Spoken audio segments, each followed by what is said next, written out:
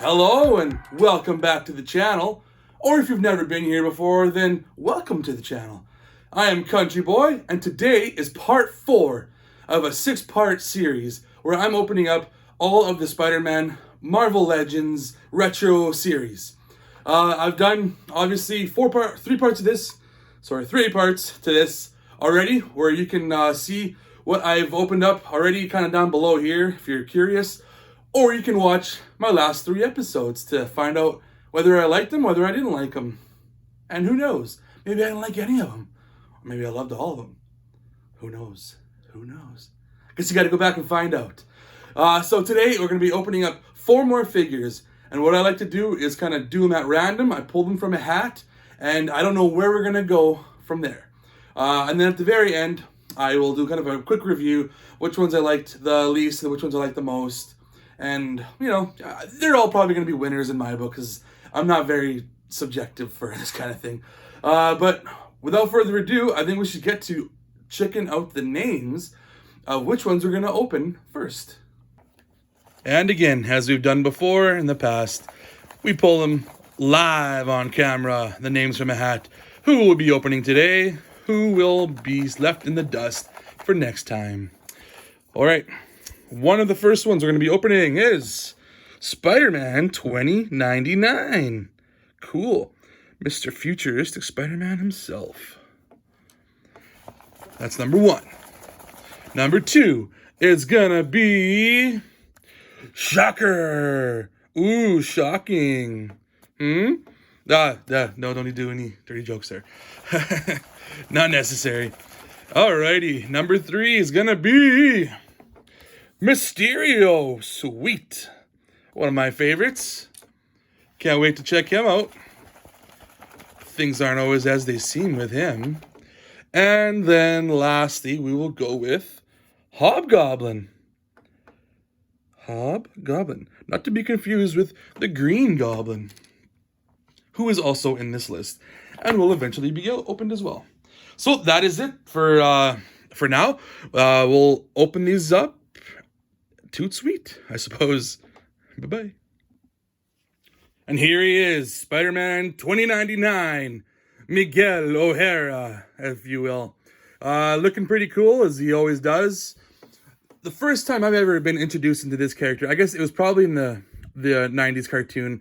Honestly, I don't remember even if he was in that cartoon, but if he was, that would be the first foray that I've ever been introduced into him. But then the next time I would have been introduced to him would have been the video game Shattered Dimensions, Spider-Man Shattered Dimensions, which is probably an underrated Spider-Man game if you're asking me.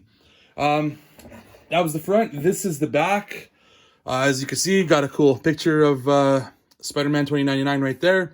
And a bit of a write-up. Lab accident causes his DNA to be written with the spider's genetic codes. Geneticist Miguel O'Hara becomes Spider-Man. So that is... Oh, fell over. That is Spider-Man 29 in his packaging. So next up, we will get to it and open them up. And out of the packaging, here we have Spider-Man 2099, Miguel O'Hara, as he's known. He looks pretty cool. He's got like a nice bluish, metallic-y sheen to him, which I think is pretty neat. It's pretty different from all the other Spider-Man versions I have. And, I guess he doesn't have a logo on his back. I don't know if that's how he actually looks. But I've always liked his the look of his logo, too. It's kind of like Punisher-esque with the Spider-Man symbol sort of thing. It's got like almost like a skull shape with a bunch of legs. I like how the legs kind of extend through his arms and down the arm, and then they kind of go down like make a little arrow there, and then he's got like the spikes coming out the elbows that are pretty cool. Yeah, he's looking pretty sweet, and I also like the mask of his. It's kind of like a luchador mask almost, which I suppose is probably technically original Spider-Man's inspiration was like a luchador because he was in a wrestling match. But he comes with double jointed knees, comes with double jointed elbows as well, like every Spider-Man figure has before. Then he's got the ab crunch, which isn't too crunchy. It crunches okay, and back somewhat, a little bit, not too much. Got the waist swivel going on there. His head Turns pretty good. Goes back quite a ways. You can look up quite well. Look down. Oh, it looks down pretty good, actually. That's probably one of the best I've seen for looking down. And then the feet, you got your standard. Actually, he doesn't have a cut here. I guess, what do you call it? Thighs up here. Whatever, your calf cut or a boot cut. I think it's called a boot cut. He doesn't have one of those. I don't remember if the other Spider-Man ones had that, but he doesn't have one, which I guess isn't really necessary. I do like his claw hands. It's pretty cool because he's not like modern day Spider-Man. He doesn't climb with sticky hands or whatever you call it, spider web fingers. He's got claws. That's how he climbs. So yeah, pretty cool looking. Dark blue with the metal sheen to him. Let's see if I can get him to stand again now. I played with him too much. Oh man, this is supposed to teach you, don't play with your toys. No, whatever. He's standing like that. He'll stand with a little awkward walk to him. But he comes with, as every Spider-Man does, the excellent hands, Mr. Burns. I don't know why I gotta do that every damn time. And then he's also got a pair of fists, because he's got to fight, right? So, pa-pow, pa-pow. And they got some pretty good detailing on them as well, as you can see. And you might be wondering what this is. It's some webbing that he puts on his back. If you saw when I was showing his back, he had a bit of a peg hole. This goes on there. He has a cape. He wears a clear webbing cape. And actually, I can just put it on right now. It's pretty simple, I think. Just put that right in the peg hole. And da-da-da-da! You got Super Spider-Man 2099. But I do like the way he looks. I think he's maybe a little darker blue than more people would be used to. I know he's supposed to be a character in the new animated Spider-Man movie, Across the Spider-Verse. So I can't wait to see what they do with him. And like I said before, my first real remembrance of this character was from the video game Shattered Dimensions. And I thought he was a great character. He was a totally new version that I'd never played as before. So I haven't read any of his comic books, but I am looking forward to more stuff with him in it. And yeah, I think he's a really cool looking character. Really cool mask, really cool design, and the colors really blend well together. But for now, we're going to move on to the next character, which is Shocker. Now we have Shocker. Marvel's Shocker. Don't do no dirty jokes here, guys. I think he looks pretty cool in the packaging. He's got a bunch of things that come with him. Let's see. It says Vibro Shock gauntlets on the side there. Looking pretty cool. On the back here is a bit of a write-up. Shows in a picture of him and all the other guys that came in the same wave as him. I don't know which version of Shocker this is supposed to be. It doesn't say on here because there's obviously been different versions of Shocker throughout the years, as most characters have had. But yeah, this one I'm not 100% sure what it's supposed to be. Maybe I gotta look it up on the TV show, which version of him he was on the show. But yeah, that's the packaging. There's the front, there's the back. And next thing we gotta do is just open them up. So here he is out of the packaging, Mr. Marvel's Shocker himself. Like I said, I don't know which version of Shocker is, but that doesn't matter. He is Shocker, the classic look that everybody knows, with the blanketing pattern that he kind of has. I always thought it looked kind of goofy in cartoon form, but it actually kind of works on the figure. I really like the way it looks. One thing I do wish is if maybe they would put like a dark wash or something so that it would accentuate the pattern a bit more. But I mean, it's not necessary. It's noticeable. You can see it. I do like his eyes. Like the white in the eyes are very deep. Look menacing. I like the brownish red or reddish brown, what have you, with the orangey yellow. He's got the cool gauntlets. See, he's got the fists going on right now. They swivel at the wrists. He's also got ab crunch. Oh, he's actually got a better ab crunch than 2099 Spider-Man does, surprisingly. And back, holy cow. That surprised me a little bit. He's got pretty good double elbow, joint there. So you can see there, that's a bit stiff, but it still moves. So it moves up there, the shoulder. Everything's a little bit stiff on him, but that could be a good thing. That way he won't fall over when I put him in my case. Double jointed knees. And got the boots. Does he have the boot cut? He does have a boot cut. Look at that. This guy's probably more articulated than the Spider-Man was. And you think that Spider-Man should always be more articulated. Cool. That's his back. Looks like he's wearing a singlet. Like a wrestler or something. Looking pretty cool. I'm liking this character. And what else did he come with? Well, he came with 2 more hands. Different. Looks like these are like ones where he's got his hands open. They're not fists, so he's not punching something. But maybe like he's grabbing at somebody or doing something. Some sort of grabbing motion. And then he's got these. These are like, I guess you could call them shocker effects. The waves of shockingness that he does. Wavelengths. I wouldn't have imagined them to look like this. This is more like a magical, mystical look, which I think you do get with like, you probably get with like Doctor Strange or maybe even a Scarlet Witch or something like that. I'm pretty sure some other characters definitely come with those, just different colors. I maybe would have put these a little more clear. I wouldn't have made them so yellowy, because that's not what I think of when I think of a shockwave. Not a bright yellow color. But anyways, Shocker, he's a classic character from Spider-Man. I almost said Batman for some damn reason. Whew. I think of Kevin Conroy, I guess, you know, late Kevin Conroy, R.I.P. But we're here for Shocker, and he looks pretty cool. I'm liking this figure. Not liking these as much. I'll probably use them, but I kind of wish they were a different color. But that's Shocker. Next up, we'll have Mysterio. And here he is. Mysterio, the man of mysticism and illusions. And, you know, he can sometimes get the better of the superheroes, which I know he did with Wolverine and Old Man Logan. That is one of the grimmest things I've ever seen in a comic book, which I, believe it or not, I actually did read. But yeah, Mysterio, fantastic character. He's always been one of my favorites. He has a cool look to him, and you never know what's real, what's going on with Spider-Man. That's the front. This is a hypnotic mist, comes with it.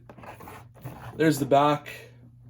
Cloud of smoke heralds the arrival of the villainous mastermind who uses the art of illusion against Spider-Man. Mysterio. So that will be the front and the back.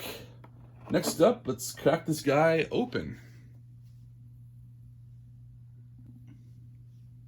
And here he is, Mr. Quentin Beck, or Jake Gyllenhaal, or Mysterio.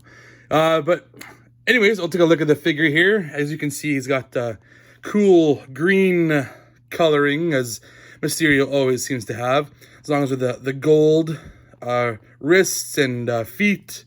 Got pretty good articulation, double jointed elbows, double jointed knees. Good ankle rocker. Got the boot cut.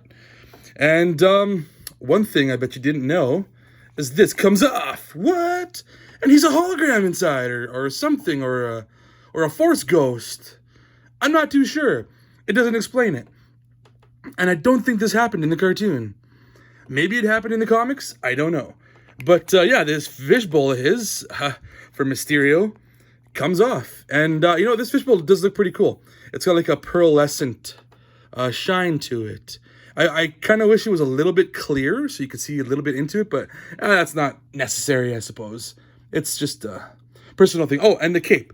The cape. It looks pretty cool. I like the little design that's on there. It's not just a flat reddish cape. It's got actually like a cool kind of a design. And then what else he comes with are these bluish green, I guess aqua colored smoke effects, which you gotta have. If you're gonna have Mysterio, you gotta have smoke effects. They're part of the illusion. That's how he creates his illusions. And I believe they attach to either his legs or his feet or maybe his arms. I'm not too sure. I'll have them put together when I do the photos and stuff for him at the end of the video here. But if you look inside these, I just noticed there's actually like a tentacle from like an octopus right here. That's like part of his illusion coming to life or something. That's actually kind of cool. That's a little extra detail they totally didn't need to do. Neat. So yeah, this cool smoke effects. Quentin Beck, Mysterio, looking like a pretty sweet figure. Looks like Mysterio should look, I guess. So next up will be the last, and maybe, hopefully not least, I'm not too sure, but we'll be doing the Hobgoblin. And here's Hobgoblin, not the Green Goblin, the Hobgoblin, which was specifically used before Green Goblin was on the old 90s cartoon show. Because there was some legal rights or something going on that they needed to have him because they had toys coming out or something for it. Yada, yada, yada. I don't really know all the ins and outs, but Hobgoblin was on the old 1990s cartoon, as well as, other iterations in like the comics and stuff like that. But that's neither here nor there. So yeah, this is him, his packaging. Here's the back. Looking pretty cool. Looking like the Hobgoblin should, I suppose.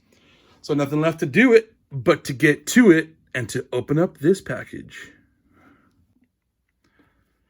And here he is, the Hobgoblin, looking menacing as ever. I'm liking the colors. Like, they really pop. They really work together really well. The orange and the yellow and the blue. And his red eyes, those deep, scary, creepy eyes, and the sharp-looking teeth that he has there. Pretty creepy-looking character. I really love the way that all these colors and everything comes together. And he's got the tattered cape going on here, too. I don't know if he had a tattered cape in the cartoon, but whatever, he has one here, and it kind of adds to the look, I think. Got the belt going on there. It's got the double-jointed elbows, as everybody seems to have. Double-jointed knees, as you can see. And the boots and the boot cut as well. But yeah, I think he looks pretty cool. I know a lot of people online have been kind of complaining about this character and how they've had another version of him with the Marvel Legends, not through the Spider-Man retro wave. And that one was done better.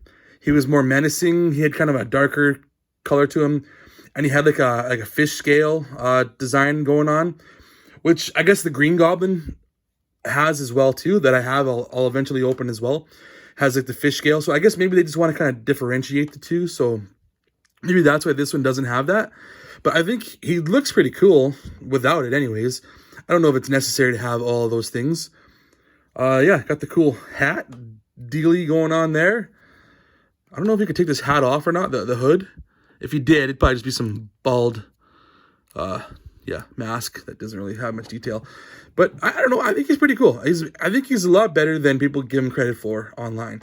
I think they just like the other version more, which is why they give this one a little bit of a harder time. But the things he comes with are pretty cool. He's got the satchel for putting all of his bombs in. Purple satchel.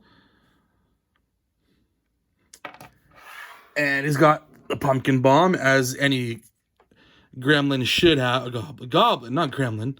Any goblin should have, right? You gotta have pumpkin bombs of some sort, correct? Obviously. How else is he gonna blow up Spider-Man? And then a glider as well, because that's how he gets around. Pretty cool. So yeah, that will be the fourth figure. Next, you'll see how I rank them. Which ones I like the least to which ones I like the most. Stay tuned. And so, as you can see, these are the four figures that I opened in this episode. From my least favorite, Mysterio, unfortunately, to my most favorite, surprisingly, Spider-Man 2099. I did not expect this to be the order that they were going to go in, because I had set in my mind what I thought was going to be the best figure, what I thought was going to be the worst. Like, personally, my favorite character out of these group is probably Mysterio. I just didn't like the way that his head kind of connects to his body, and how the dome is all part of the cape. It just felt a little cheaper, and I kind of wish that the head inside wasn't like a hologram. I found it a little bit odd that it was a hologram.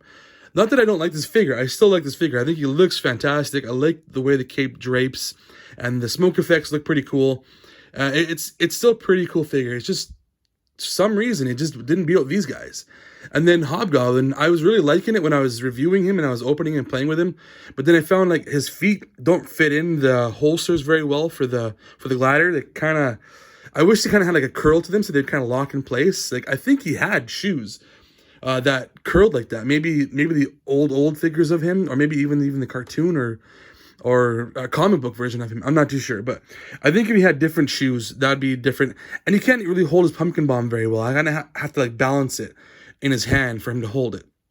But other than that, I think he's still a pretty fantastic figure. The colors really work really well together. They really pop. And I think he looks menacing, and he really looks like the Hobgoblin. And shocker, surprisingly, shocked me with the quality of the feel of this figure. He feels like a better quality figure. I don't know how to explain it. He doesn't feel as plasticky as some of the other guys. He feels better. He feels heavier, I guess, more well built. And I really liked the design of him. He looks like Shocker, and he's got the cool gauntlets. He's even got that belt going on, and the shock effects. While I think they didn't look like they should, I appreciate that they gave us some sort of shock effects. He looks really cool, and those eyes, those white eyes, really add to this character, I find. So yeah, Shocker was surprisingly second favorite, and number one, Spider-Man 2099. Did not expect that myself. I thought that this is going to be just another Spider-Man rehash with the other figures, but in some parts he is, but in other parts, no, he's totally cool and different. I like the claw hands. I like the design of the mask. I like the way that the blue goes with the red, and just the design of his chest, the painting, I guess. But yeah, the metal sheen that he has, the bluish metal sheen, it worked for me. And the little cape, the web cape that he comes with, well, it's something that I don't know if it was necessary. I guess it's something that figure or that character has. It adds to it. It's that cool look. So, like I said, though, in every other video, none of these are losers. I really like all of them in their own ways. It's just some of them, I feel are better quality than others. So that'll do it for this video, for part 4 of my Spider-Man Retro unboxings, I should say. I'm countryboy_9, as you can see below. Bladoop. I like to do unboxing videos whenever I can. I'm a pretty busy boy. I don't really get to do these as often as I'd like to. But other videos you can check out of mine are with my friends. We have a page on YouTube called Wasted Opinions, and we just talk about the latest or even old pop culture stuff, video games, movies, TV shows, what have you. If it's popular, we've probably talked about it a little bit in some way. So yeah, that's my channel. I hope you liked everything here. Hit a like and subscribe, maybe put a comment below, and I hope to see you again soon. Adios.